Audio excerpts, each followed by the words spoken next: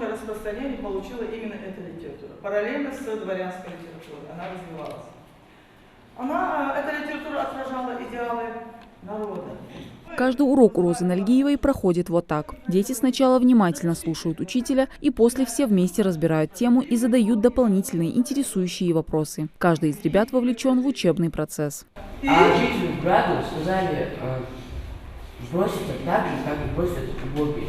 С моста. И убийца этого. И убийца. Да. Так. Роза Хамзатовна по профессии филолог. Преподает детям с 5 по 11 классы русский язык и литературу. Стаж учителя 45 лет. И каждый день на своих уроках она создает необходимую атмосферу, чтобы дети не боялись отстаивать свою точку зрения и ошибаться. Все 45 минут ребенок должен провести с пользой и разнообразным, считает учитель. Не очень часто, но делаю это, насколько это возможно, возить их в музеи, на какие-то выставки, на спектакли. Они вообще, именно вот этот мой класс, 8 класс, которым я сейчас являюсь классным руководителем, они любят театр. Они любят театральные представления, мы с удовольствием посещаем. Только педагог, любящий свою профессию, может научить и воспитать, считает Роза Хамзатовна. То, что она свяжет свою жизнь с преподаванием, не было никаких сомнений еще с детства. Учителем я решила стать. Мечтала стать еще с детства. Ну, как многие, наверное, играли в учителей. Любила поучать младших, потому что я росла в многодетной семье. Я училась и в школе хорошо. Хотела стать учителем всегда. Такая у меня была цель в жизни. Очень хотела. Каждому ребенку требуется внимание и индивидуальный подход, потому что именно в этом возрасте формируется характер и собственное мировоззрение. Здесь важно не только дать знания, но и привить вечные ценности. Для этого преподавателю нужно начать именно с себя, считает Роза Хамзатовна. Во-первых, он не должен никогда останавливаться на достигнутом. Вот все, я это знаю, все, я успокоился, все. Дальше мне не надо учиться. Мы всю жизнь учимся. Мы действительно следуем пословице «век живи, век учись». И постоянно он должен самосовершенствоваться, постоянно над собой работать.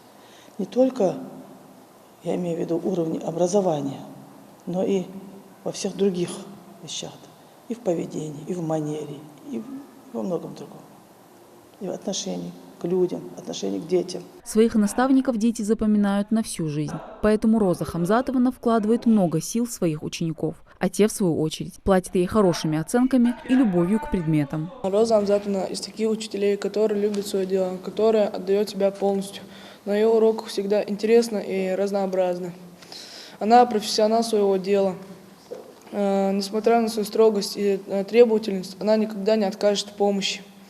Всегда рассудительно и справедливо. Я люблю эти предметы, потому что она нам все интересно объясняет, показывает дополнительные материалы на интерактивной доске.